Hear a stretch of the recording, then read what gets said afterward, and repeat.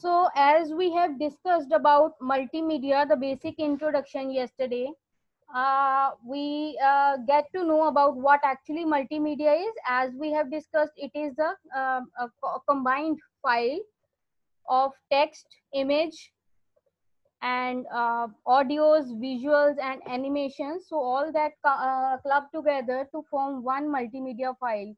So apart from that, we have discussed about the types of multimedia, that is linear and non-linear.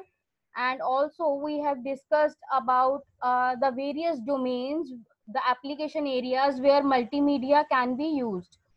So moving ahead with the discussion, here we are going to discuss about uh, we are in continuation with the introduction to multimedia. So in this, we'll be discussing more of the history and representation of multimedia. So let's begin with the session.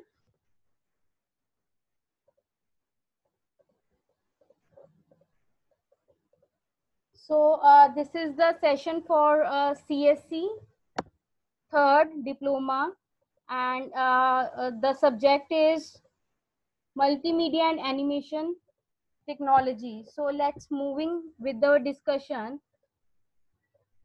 So if we see multimedia with different viewpoints, everyone required or everyone demands different things from multimedia. So if we are looking the multimedia from a PC vendor point of view, a PC that has sound capabilities and DVD, ROM drive, and perhaps the superiority multimedia enabled microprocessors that understand additional multimedia instructions.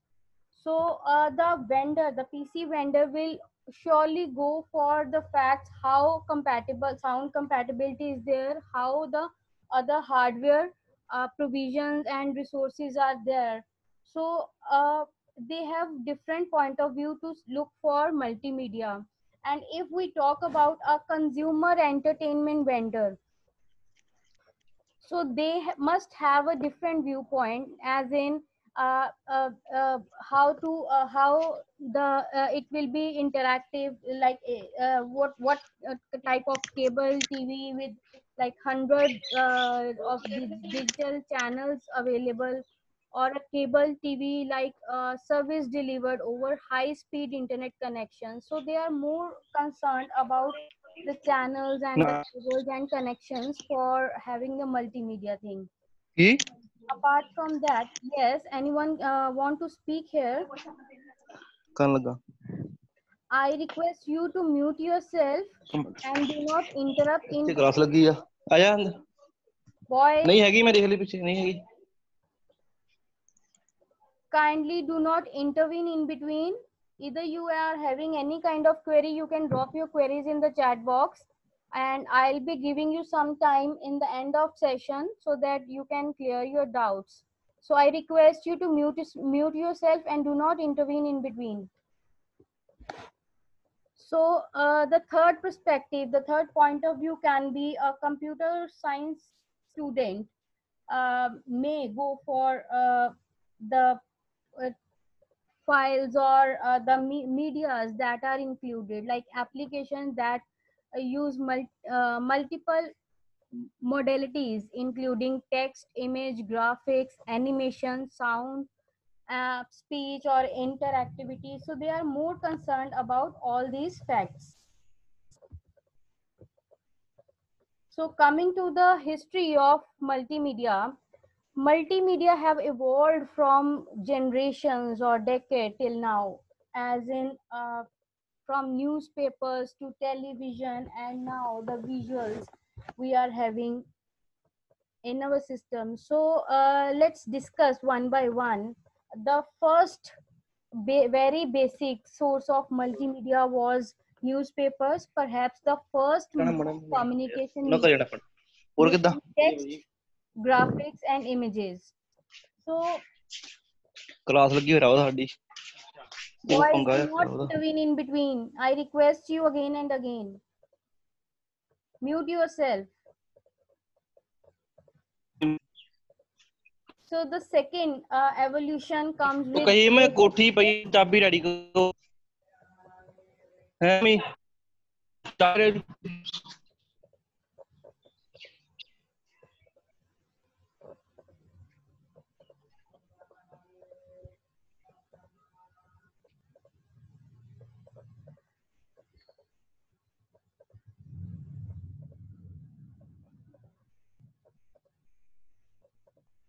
So the second evolution comes here with motion pictures, that is conceived of in 1830s in order to observe motion too rapid for perception by the human eye. That is to generate a motion picture. 21 static pictures are required, static images are required. You must have seen the flip book. So when it is flipped all along, so it uh, presumes or visualizes as a motion picture. So this is how the concept of motion pictures comes into the multimedia context. So the other evolution over the time was wireless radio transmission, that was introduced or evolved by Guglielmo Marconi at Pentaccio, Italy, that is in 1995. And the other evolution apart from this was television, that is the new medium for the 20th century, established video as a common available medium and has since changed the world of mass communication. So nowadays even we are advancing with digital medias, the multimedias, each and every day, by any possible source of medium. So how all it begins with, in continuation with the history of multimedia, the connection between computers and ideas about multimedia covers what is actually only a short period. So moving to the scenario of 1945, Vannevar Bush wrote a landmark article describing what amount to a hypermedia system called MEMEX.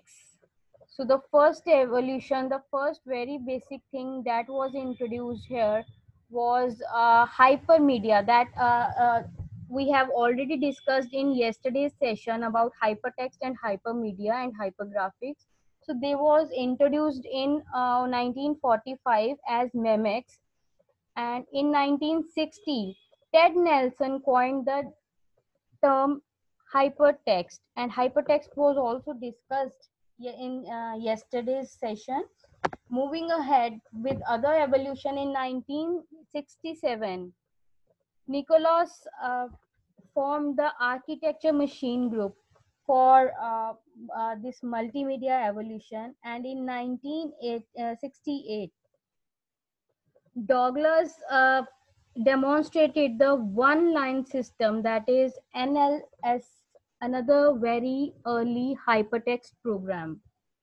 So they all are the evolutionary things in terms of hypermedia, hypertext, and architecture in multimedia. Moving on with the other evolution, in 1969, Nelson and Van Dam at Brown University created an early hypertext editor that was the first editor in multimedia, that was termed as press.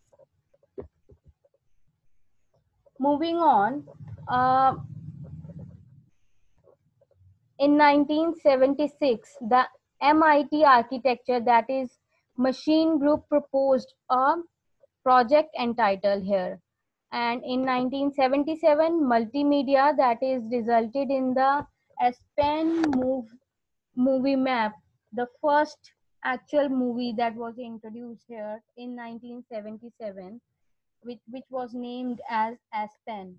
And 1978 hypermedia and video disc in 1978 here was introduced for the very first time, which was evolved over the time, like in 1985 Negroponte and Dresner co-founded the MIT Media Lab, and which got evolved in 1989 by Tim Berners-Lee, who proposed W Wide Web, the WWW over the internet that we are using nowadays uh, for browsing things.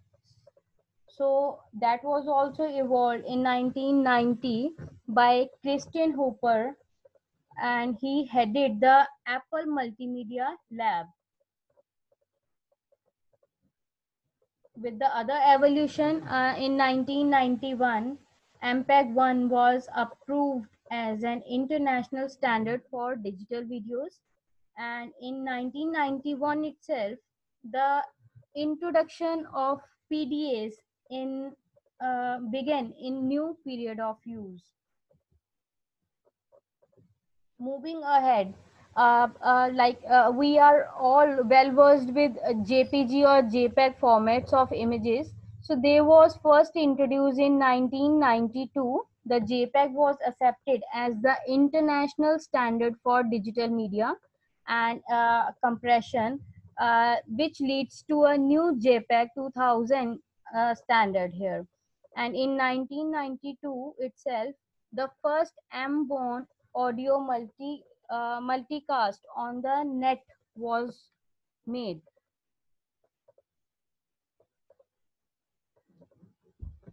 And in 1993, the University of Illinois International Standard for Supercomputer Applications produced NCSA Mosaic. So that was the first full-edged browser which was introduced in 1993. And in 1994, Jim Clark and Mark created the Netscape programs, so that we are also using till now. And with the other evolutionary feature, that is in 1995, the Java language was created for platform independent application development. And in 1996, DVD videos was first introduced with high quality full length movies. Here in 1998, XML, that is 1.0, the first version was announced as a W3C recommendation. So these XML multimedia pages that are used to design websites are in use nowadays as well. Moving ahead with the other evolution, in 1998, handheld MP3 devices uh, first made inroads into consumerist taste. So the first MP3 devices were introduced here in 1998, and in 1999, in the fall of 19 you can say end of 1998, with the introduction of devices holding 32 MB of flash memory was introduced, and which got the evolution in 2000 with www. So size was estimated at over 1 million pages, and till now we are evolving in all the possible ways in multimedia, and all the application areas we have already discussed in yesterday's session. And here, moving ahead with the discussion, um, as we have discussed in the previous session as well about hypertext. So hypertext is what? It is just a text that allows you to move from one page to another while browsing.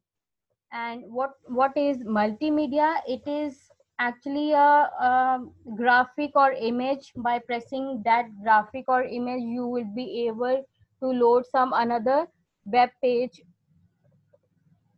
And as with multimedia, it is just a collection, a collaborative form of text, images, audios, visuals, and animations. So moving on with the multimedia representation, multimedia content as I have already discussed, it can be a text, image, audio, video represented as digital data. So, um, data acquisitions using analog to digital devices can be done, as in with audios. The microphone plus audio card can be used for audio recordings in multimedia, and for image or the videos we can make use of sorry, for images, for static images only, we can make use of picture and scanner. Digital cameras can be there, and image editor, they are used to edit the images. And also for videos we can make use of analog cameras, video cameras card, digital videos camera, and video editing softwares are used to edit these videos. And moving ahead, the data playback can be used from which uh, actually converts digital to analog devices. So here audio, we for audios we can make use of speaker phone and audio card, along with CD players and MP3 players. And for images we can make use of computer monitors, printers, and for videos we can have a computer monitor or TV with stream videos, and DVD or direct TV can be used here. So, how text can be represented here? So, as we know, what is a text? It is just a collection of characters, letters, symbols, or numbers.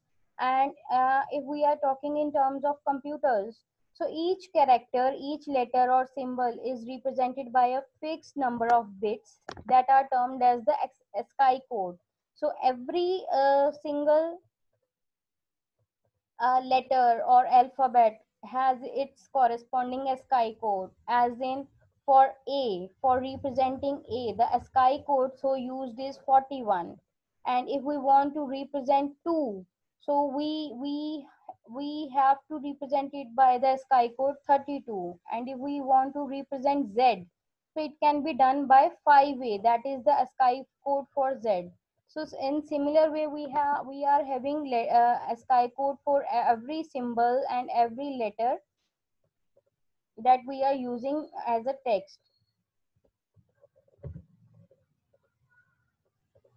And to represent an image, image can be represented as two-dimensional, which has x-axis and y-axis, and we have to arrange in units called pixels. We have to manage and organize the pixels to visualize the image, and the use of each pixel represents the radiance intensity of the signs of the scenes. Here for a color image, there are usually three components: red, green, and blue, each range from 0 to 255, and image compression method can dramatically reduce the size. So we can make all these possible alterations, and we can convert or brighten the colors by using this range, and in a way we can edit the images also. Moving ahead, if we want to represent an audio for multimedia, so how the sounds can be represented. So to represent the sounds can be, the audios can be represented in one dimensional signal only. So continuous acoustic waves is digitized into sequence of bytes. So audio compression method is used here to reduce the amount from a certain size to, we can convert the whole data in MP3 that we can hear later on. And we can represent the multimedia videos as video can be represented as sequence of images which are called frames. So what actually a video is, it is just a sequence of frames that are moving in a few seconds to represent a motionary image. So NTSC video has roughly 30 frames per second, and video compression standards such as uh, MPEG-2 DVD and MPEG-4 that can be used, and nowadays we are using MP4 as well for video representations. So this is all about the representations. And if we want to process audio, video and images, we have to check for in case of audios, we have to check for equalization, denoising, and voice removal if any. And in case of videos, we have to change frame rate, to we can slow down the rate or we can increase for fast movements, and we can have a blending also, and stabilization that we need to process. And if we want to process an image, we have to go for negations, histogram equalizations, denoising. There can be blurriness or additional pixels, so we have to denoise them also. And we can edit them as deblur, sharpen the edges, and and many more features are there which we will be discussing in upcoming sessions while we are starting with the Photoshop and the other tools. So then we'll discuss in detail all these things. So we are just winding up the session here only. So if anyone is having any kind of doubt, may ask the question here.